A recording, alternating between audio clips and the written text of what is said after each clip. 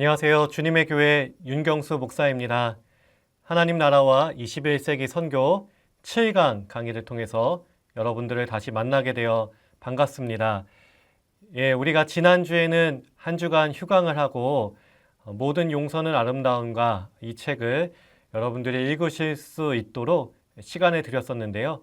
많은 분들이 이 책을 읽어보시고 또 과제를 제출해 주셔서 감사드립니다.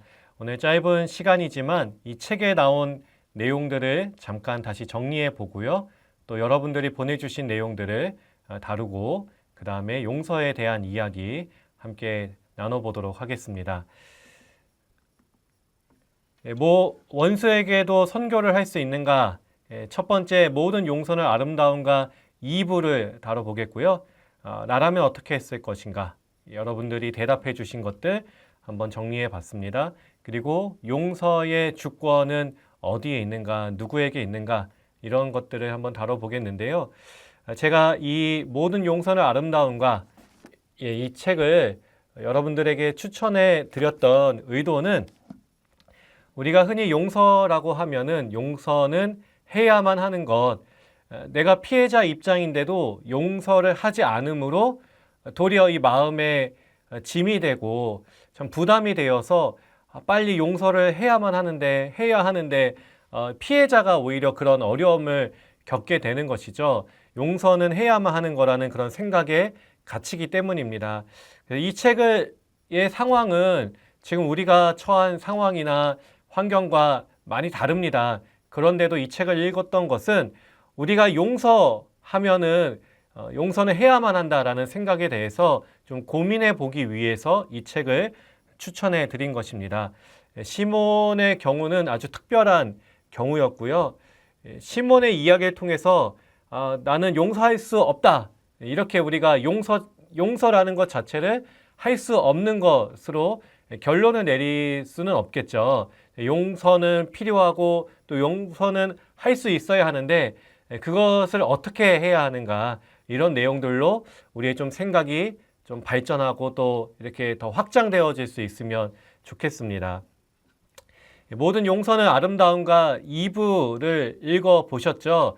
아직 못 읽어보신 분들도 계실 텐데요. 많은 분들, 이 2부에 담겨져 있는 많은 사람들이 대부분 용서할 수 없다. 그러니까 나도 용서할 수 없었을 것이다. 시몬처럼 침묵하고 나왔을 것이다. 이 카를의 그 고백이나 요구는 참 부당한 것이었다. 이런 식의 이야기들이 훨씬 많이 있습니다. 그러나 많은 사람들 중에 아주 소수지만 용서해야 한다라고 대답한 사람들도 있는데요. 기억하되 용서하라. 달라이 라마가 이런 이야기를 하죠. 우리가 이 비극을 겪은 것, 참 많은 사람들이 비참하게 살해되었던 것, 이런 역사를 기억하되 그러나 용서해야 된다. 이런 이야기를 했고요. 또 투투는 용서가 없으면 미래도 없다. 이런 이야기를 또 했습니다. 용서라는 것은 참 힘든 것이지만, 어려운 것이지만 용서를 통해서 우리 다음 세대의 미래가 더 열릴 수 있다. 이런 이야기들을 했는데요. 궁금하신 분들 한번 책을 더 읽어보실 수 있으면 좋겠습니다. 그리고 용서할 수 없다라는 의견에는 이런 내용들이 있었습니다. 카를이 이 나치 장교, 죽어가는 이 장교가 유대인을 끝까지 집단으로 보았다. 그러니까 시몬을 불렀지만 시몬에게 자신의 죄를 고백하지만 시몬에게 요구했던 것은 자신이 유대인을 학살했었던 그 수많은 유대인 학살자들에 대한 그 죄를 당신이 유대인의 대표자가 되어서 나를 용서해 주면 좋겠다. 그러니까 유대인 한 개인을 인격적으로 생각하지 않고 집단으로 봤다는 것이죠. 또 어떤 사람은 이런 이야기를 했습니다. 유대인 한 사람을 마지막 자기 자신이 죽음 앞에 있는 이 고민스러운 자리에 이 카를이 앉게 한 것은, 시몬을 앉게 한 것은 죽어가는 나치가 저지른 최후의 범죄였다. 그것마저도 범죄였다. 시몬을 참 끝까지 괴롭히는 일이었다라는 것이죠. 또 어떤 분은 이런 이야기를 했습니다. 공중을 향해 지은 죄는 공중 앞에서 사죄해야 한다. 카를이 시몬한테 죄를 지었던 것은 아니잖아요. 물론 시몬과 같은 많은 유대인들, 또 시몬의 가족들이나 친구들을 카렐 같은 사람들이 죽인 것이지만 명확하게 카렐과 시몬의 관계는 찾아볼 수가 없었어요. 그리고 카렐이 죽인 대부분의 사람들은 이미 다 죽었고 이런 공중을 향해서 지었던 죄는 그가 공중 앞에서 사죄했어야 한다. 물론 지금 일어날 수도 없고 곧 죽음을 앞둔 상황이었긴 했지만 그런 공중을 향해 지은 죄는 공중 앞에서 사죄가 필요하다라는 것을 이야기하는 것입니다. 그리고 어떤 사람은 이렇게 이야기했습니다. 카렐의 진정한 참회는 아무 유대인이나 불러서 사죄할 것이 아니었다. 그러니까 사죄를 유대인을 불러서 나 지금 너무 괴롭다. 죽기 직전인데 내가 지금까지 당신 유대인들에게 잘못했던 이 죄를 용서해 주면 좋겠다. 이렇게 요구할 것이 아니라 사죄할 것이 아니라 진정한 참회를 하고 용서를 구할 것이었다면 동료 나치군을 불러서 지금도 죽어가고 있는 단 몇 명의 유대인이라도 그들의 생명을 구할 수 있도록 부탁하는 것. 지금 우리가 얼마나 나쁜 짓을 하고 있고 참 이것을 당장 멈춰야 하는 일인 것을 이야기하고 유대인을 살려야 된다라는 말을 했어야 했다는 것이죠. 제가 이 내용이 좀 궁금해서 좀 자료를 찾아봤는데요. 이 나치가 유대인들을 학살할 때 독일인 모두가 그 학살에 동참한 것은 아니었겠죠. 적극적으로 나치에 동참해서 학살하는 일에 함께 했었던 사람들도 있었다면 그냥 나치가 하는 일을 침묵으로 동조하는 사람들도 있었습니다. 그리고 오히려 독일인이지만 나치에 반대하면서 유대인들을 구출하고 살리는 일에 힘썼던 그런 사람들도 있습니다. 우리가 뭐 영화 신들러 리스트 같은 영화를 통해서도 이런 일들을 알고 있습니다. 그 수가 많지는 않았다고 합니다. 이 자료에 따르면 많지는 않고요. 또 정확한 자료를 찾기는 어려운데 제가 찾은 자료에서 독일인들이 유대인을 구했던 의인들 아주 그 정확하게 명단이 남아있는 사람이 553명, 553명이 있는데 그 중에 약 100명 정도가 어떤 사람이냐면 나치 군인이었대요. 그리고 경찰이었대요. 독일 경찰. 유대인들을 잡아서 학살하는 일에 앞장섰던 이 경찰과 나치 군인의 신분으로서 유대인들을 은신할 수 있도록 도와주고 그들을 구조할 수 있도록 나섰던 사람들이 약 100명 정도 있었다라는 자료가 있더라고요. 그러니까 카렐이 자신이 진정한 참회 그리고 용서를 구하는 그런 과정을 이 카렐이 시작하려고 했었다면 그냥 내 마음 편하고자 유대인 아무나 불러와서 내가 지금까지 이 고통스러웠던 일들을 고백하는 것에서 그칠 것이 아니라 그것보다는 한 명이라도 단 한 사람의 생명이라도 유대인을 구하는 일에 애써야 했다는 것이죠. 이런 내용들이 정리되어 있는데요. 참 제가 이 책을 이렇게 읽으면서 다양한 이런 사람들, 전 세계의 다양한 사람들, 또 이 글을 쓴 사람들 중에는 이 유대인의 피해, 유대인이었던 생존자들의 이야기도 있었고, 또 다른 지역의 사람들이지만, 다른 인종이지만 그들도 이러한 피해를 입었던 그런 사람들도 있거든요. 그래서 이 사회의 여러 가지 일들을 좀 다양한 상황 가운데 있는 사람들의 일들을 읽어보면서 많은 생각을 할 수 있었습니다. 여러분들도 꼭 한번 2부 내용을 읽어보실 수 있으면 좋겠습니다. 이어서 나라면 어떻게 했을 것인가 여러분들이 저에게 보내주신 이 과제들을 좀 정리한 것들을 잠깐 나눠보겠습니다. 여러분들이 보내주셨는데요. 감사드리고요. 이런 내용들이 있었어요. 그러니까 성령께서 용서를 도우실 것이다. 나로서는 용서를 할 수가 없지만 내가 만약에 시몬이었다면 내가 카렐을 용서할 수 참 없을 것 같다. 그러나 성령께서 용서를 도와주셨을 것이다. 이런 이야기를 하셨고요. 더 이상 이 같은 전쟁이라는 이런 비극은 일어나지 않아야 한다. 우리가 참 이 특별한 상황에 대해서 내가 한번 그랬다면 어떻게 했을 것인가를 생각해 봤는데 참 이 책을 읽는 내내 좀 고통스러우셨을 거예요. 참 힘드셨을 텐데 이 같은 전쟁이란 비극은 더 이상 일어나지 않아야 되죠. 우리나라도 이런 참 어려움들을 겪었잖아요. 이런 전쟁이 더 이상 있어서는 안 된다고 생각을 합니다. 또 용서는 하나님만이 행하실 수 있는 것이다. 이렇게 말씀하신 분들도 있고요. 또 하나님께 이 용서의 문제, 지금 당장은 용서할 수 없지만 이 용서의 문제를 놓고 기도하다 보면 언젠가는 그 가해자를 용서할 수 있을 것이다.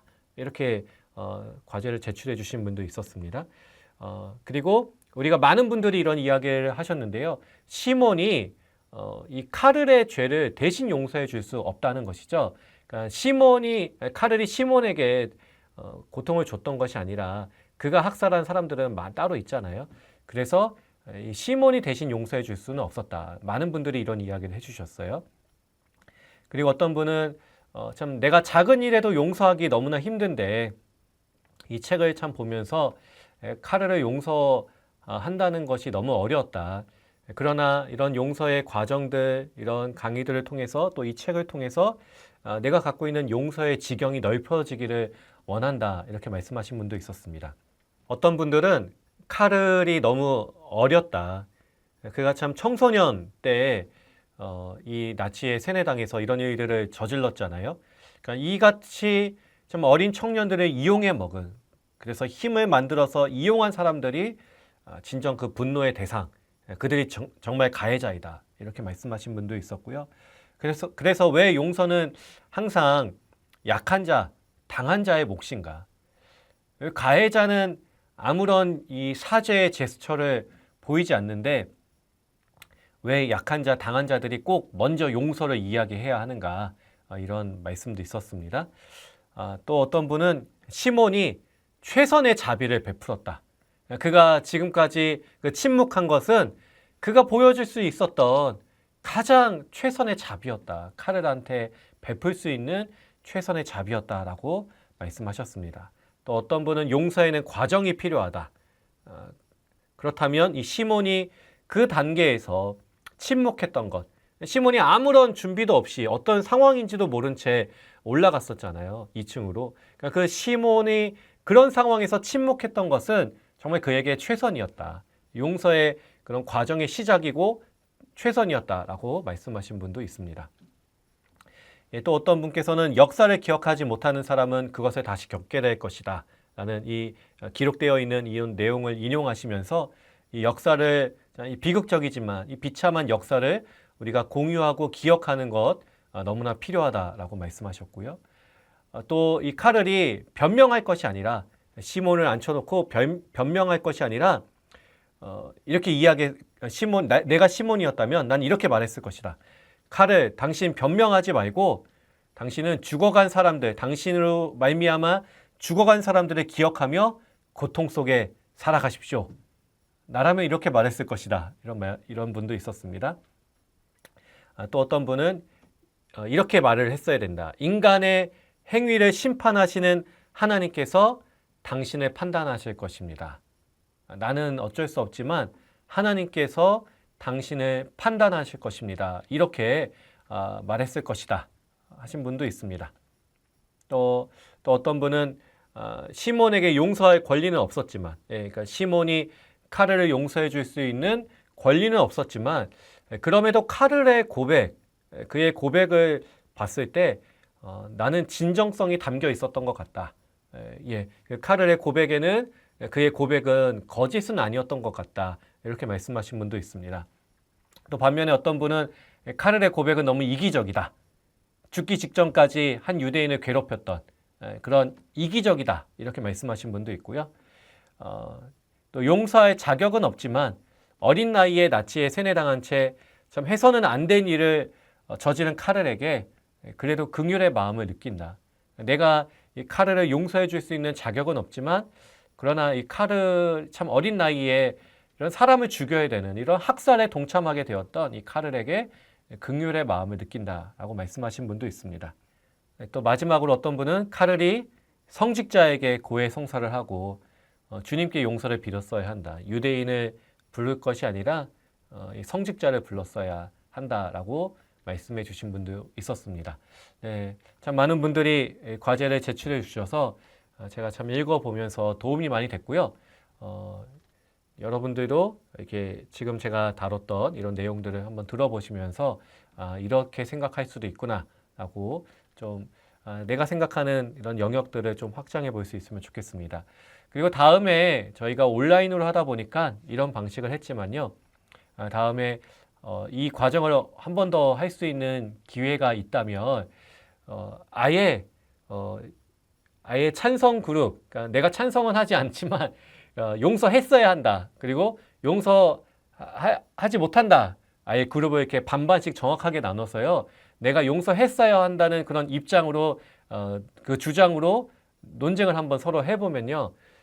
조금 서로 굉장히 격렬하긴 하지만 용서에 대한 생각들을 더 폭넓게 할 수 있는 그런 방법이긴 합니다. 나중에 기회가 된다면 이런 시간을 또 가질 수 있으면 좋겠습니다. 네, 마지막으로 용서의 주권은 그럼 누구에게 있는가? 우리가 좀 성경에 있는 말씀들을 좀 다뤄보면서 이 용서에 대한 강의를 마쳐보도록 하겠습니다. 여러분, 구약에 나타나는 용서, 구약에서 이 성경을 보면서 용서라는 단어로 검색을 해보면 하나님이 용서를 하십니다. 그러니까 용서의 주체가 대부분 하나님입니다. 그러니까 인간이 내가 다른 사람을 용서해주는 내용이 있기는 하지만요. 아주 조금이고요. 대부분은 하나님께서 용서를 하시는데요. 근데 이 하나님께서 용서를 하시는 것도 하나님이 어떤 한 개인을 용서하는 내용도 있지만 그보다는 하나님께서 한 민족, 어떤 마을, 어떤 나라를 용서해 주신다는 이런 내용들이 더 많이 있습니다. 창세기 18장에 우리가 잘 아는 내용이잖아요. 이 소돔과 고모라의 죄가 참 관영함이 가득해져서 하나님께서 이 소돔과 고모라를 심판하시겠다는 계획을 아브라함에게 알려주십니다. 그때 아브라함이 하나님께 소돔과 고모라 땅에 의인 50명만 있어도 이 땅을 심판하시겠습니까? 이렇게 하니까 하나님께서 만약에 의인 50명이 있으면 내가 심판하지 않고 용서하겠다 이렇게 말씀을 하시죠. 그 숫자가 점점 줄어들지만 어쨌든 하나님은 그 땅에 의인이 있다면 소돔과 고모라 땅을 내가 용서하겠다.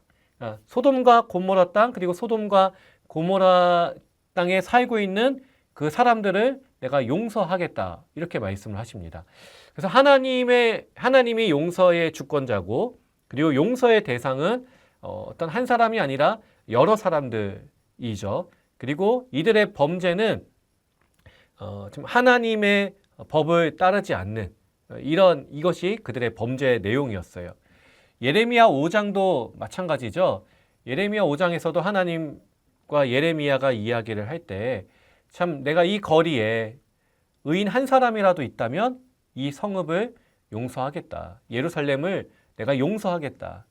얼마나 예루살렘과 이스라엘이 참 죄를 짓고 타락했다면 얼마나 하나님 앞에서 범죄했다면 하나님이 의인 한 사람이라도 있다면 이 성읍을 용서하겠다고 말씀하셨겠습니까?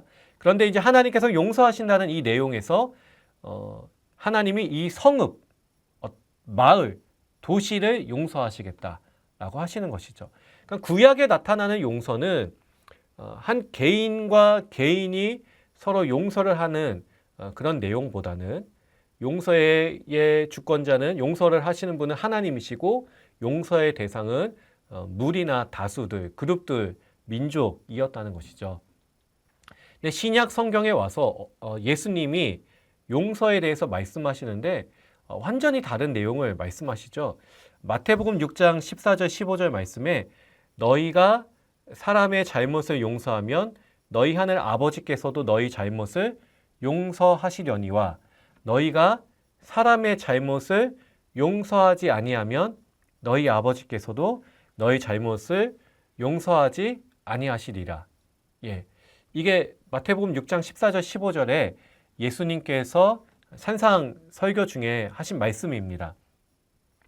근데 굉장히 예수님의 말씀이 급진적이에요. 어떤 의미냐 하면 용서의 주체가 먼저 사람에게 있어요. 그리고 용서의 시작도 사람에게 있는 거예요.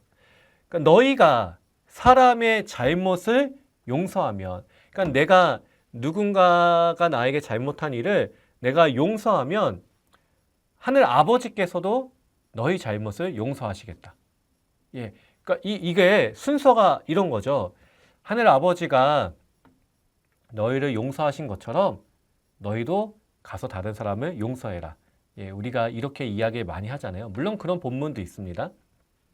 그러나 제가 지금 예수님이 말씀하신 이 본문을 가져와서 설명하는 것은 하나님께서 용서라는 어떤 행위, 권리, 의무를 하나님이 인간이 먼저 사용할 수 있도록 주셨다는 거죠. 그러니까 예수님이 이 말씀을 하셨을 때요, 서기관이나 바리새인들, 종교 지도자들이 완전 뒤집어질 수밖에 없었던 거예요. 그들이 계속 이야기했었던 건 뭡니까? 하나님께서 우리 백성을 용서해 주셨다. 우리가 범죄하였지만 옷을 찢고 죄를 뒤집어 쓰고 하나님 앞에서 회개하고 사죄해서 하나님이 우리 이스라엘을 용서해 주셨다.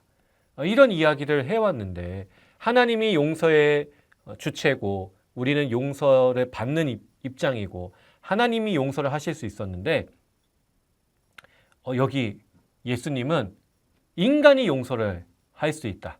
인간이 먼저 용서라는 이 힘을 사용해야 한다라고 예수님이 말씀하신 것입니다. 네, 이 부분이 참 중요한 포인트인 것 같습니다. 그래서 먼저 하나님이 우리에게 찾아오시기 전에, 하나님이 우리를 용서하시기 전에 인간이 이 힘을 서로에게 사용할 수 있어야 한다라는 것이 예수님 말씀의 의미라고 할 수 있겠습니다. 그렇다면 만약에 극단적인 범죄나 의도적인 악의 경우에는 어떻게 하는가? 예, 어떻게 인간이 용서라는 힘을 사용해야 하는데요. 극단적인 이런 범죄, 마치 나치라든지 일제 전범들이 사용했었던 이런 범죄들, 그리고 지속되는 폭력들, 이런 범죄나 의도적인 내가 저 사람을 괴롭히겠어, 죽이겠어, 이런 의도를 가지고 이 죄를 저질렀을 때 이런 악의 경우는 어떻게 됩니까? 누가복음 17장 4절 말씀은 여러분 어떤 말씀입니까? 예, 제자들이 예수님에게 용서를 어떻게 해야 됩니까? 몇 번 해야 됩니까? 이렇게 물어보거든요. 근데 예수님이 이렇게 말씀하시죠. 만일 하루에 7번이라도 너에게 죄를 짓고 7번 네게 돌아와 내가 회개하노라 하거든 너는 용서하라. 예. 그러니까 7번이나 죄를 짓고 졌어도 내가 회개한다, 나를 좀 용서해달라 하면 용서해 주라는 거예요. 예수님의 말씀이. 근데 여러분 이 말씀을 이런 극단적인 범죄나 지속되는 폭력 여기에 적용해서는 안 되는 거예요. 그건 다른 부분입니다. 그렇다면 예수님은 용서를 하라고 하셨는데 이런 죄는 어떻게 합니까? 이런 용서는 어떻게 합니까? 마태복음 16장 27절 말씀에 보면 이런 내용이 나옵니다. 하나님께서 마지막에 심판을 하실 때 심판의 그 주제는 무엇인가? 16장 27절 말씀인데요. 인자가 아버지의 영광으로 그 천사들과 함께 오리니 그때에 각 사람이 행한 대로 갚으리라. 예. 예수님이 말씀하시는 이 용서의 내용, 우리가 용서를 70번에 7번씩, 하루에 7번이라도 그 가해자가 나에게 와서 회개한다면 용서해 줘야 된다. 이런 식의 말씀들은 우리 인간이 누구나 실수를 할 수 있고 인간은 참 허물이 많기 때문에 나도 용서를 받는 존재고 그렇기 때문에 용서를 해야 된다. 이런 의미에서는 가능한 것이지만 그러나 극단적인 범죄나 의도적인 악의 경우에 있어서는 그런 죄를 지속적으로 회개한다 말하면 계속 용서해 줘야 된다. 그런 의미는 아니라는 것이죠. 그런 범죄에 대해서는 하나님께서 마지막으로 심판하실 것이다. 하나님의 마지막 심판은 하나님이 마지막 심판하실 때 내가 용서한다. 너희들을 용서하겠다. 이게 포인트가 아니라는 것이죠. 하나님의 마지막 심판은 예수님의 재림은 용서가 아니라 그때는 판단, 응보, 인간이 행한 것을 그대로 갚으시는 것. 이 포인트라는 거예요. 그래서 우리가 인간이 할 수 있는 부분들은 사람의 잘못들을 용서해 주는 것. 그러나 거기에도 용서의 과정이나 단계가 필요하고요. 시간들이 필요합니다. 중요한 것은 하나님이 인간에게 용서할 수 있는 힘을 주셨다는 것입니다. 하지만 지속되는 폭력이나 범죄나 의도적인 이런 악의 경우에 있어서는 우리가 그것을 그냥 용서해 줘서는 안 되는 것이죠. 그 부분은 하나님께 판단을 맡겨드리고 하나님은 반드시 인간이 행한 대로 갚으실 것입니다. 지금까지 용서에 대한 이야기들을 나눠봤습니다. 우리가 충분히 다 다뤄보지는 못했고요. 아직도 많이 남아있는 그런 내용들 더 이야기해야 될 것이 많이 있고요. 용서가 상담이나 또 심리학 쪽 그리고 신학 쪽에서 아직도 연구가 참 활발하게 이어지고 있습니다. 기회가 된다면 이런 용서에 대한 이야기들을 좀 더 폭넓게 좀 다뤄보는 시간이 있으면 좋겠고요. 그리고 혹시라도 용서에 대해서 또 궁금하시고 좀 더 이렇게 알아가고 싶으신 분들은 저에게 연락을 주시면 제가 좀 추천해드릴 책들을 알려드리도록 하겠습니다. 네, 한 주간 평안하시길 바라고요. 교회가 아직 제한적이긴 하지만 현장 예배를 이제 시작을 했습니다. 앞으로 코로나19 상황이 어떻게 될지 누구도 잘 알지 못하지만 우리가 하나님을 의지하면서 선하신 하나님께서 이 땅을 회복시켜 주시기를 계속 기도하고요. 또 여전히 좀 유럽이나 서구권에서는 많은 사람들이 좀 죽어가고 있고 또 러시아나 이런 남미나 아프리카도 아직 해결되지 않은 상황입니다. 이런 나라들을 위해서 또 많은 고통받고 있는 분들을 위해서 여러분 계속 기도해 주시기를 바랍니다. 다음 주는 8강인데요. SBNR 현상, 그러니까 영적이지만 종교적이지 않은 이런 현상, 이게 미국에 있는 서구 사회의 현상을 이야기하고요. 한국적 이런 상황을 표현할 때는 가나안 성도라고 이야기합니다. 이 부분에 대해서 다음 주에 같이 다뤄보도록 하겠습니다. 오늘도 강의를 시청해 주셔서 감사드리고요. 기도하고 마치도록 하겠습니다. 하나님 아버지 감사합니다. 오늘 제 7강을 통해서 용서에 대한 내용을 다시 한번 다루었습니다. 하나님, 용서는 참 정말 힘든 것이고 나로서는 할 수 없는 것이라 참 보였는데 예수님께서 우리에게 용서의 힘과 용서의 권리를 먼저 실행할 수 있도록 우리에게 주셨음을 보았습니다. 주님, 참 우리가 할 수 없다고 생각하는 일들을 성령님을 의지하며 행해 나갈 수 있기를 원합니다. 그러나 또 이 땅에 만연한 많은 죄악들과 또 불법들을 앞에서 우리가 묵인하거나 그것들을 침묵하면서 흘려보내지 않게 하여 주시고 또 예수님이 우리에게 주신 정당한 분노를 통해서 하나님의 정의를 드러낼 수 있는 우리들이 될 수 있도록 인도하여 주옵소서. 그러나 내 안에 있는 이런 분노들이 다른 사람을 파괴하고 죽이는 일에 사용되지 않게 하여 주시고 성찰하면서 주님 앞에 이 문제를 내려놓고 또 우리의 영혼이 주님께서 주시는 용서의 힘을 통해서 새롭게 또 생성되어져 나갈 수 있도록 은혜 베풀어 주옵소서. 제한적이지만 현장 예배를 다시 시작했습니다. 이 상황 가운데 선한 하나님의 손길을 의지하며 나아갑니다. 또 그럼에도 코로나19로 여전히 고통받고 있는 세계 곳곳에 참 어려운 상황들을 주께서 긍휼하게 여겨주시고 참 이 땅을 회복시켜 주시기를 간절히 기도드립니다. 또한 전 세계가 이 일 가운데 서로 배척하거나 그러지 않고 함께 이 문제들을 잘 놓고 협력하면서 참 인류 앞에 닥친 이 어려운 위기들을 잘 해결해 나갈 수 있도록 주께서 은혜 베풀어 주시고 또 지혜와 또 사랑과 또 평화를 허락하여 주옵소서. 감사드리며 예수님의 이름으로 기도드립니다. 아멘.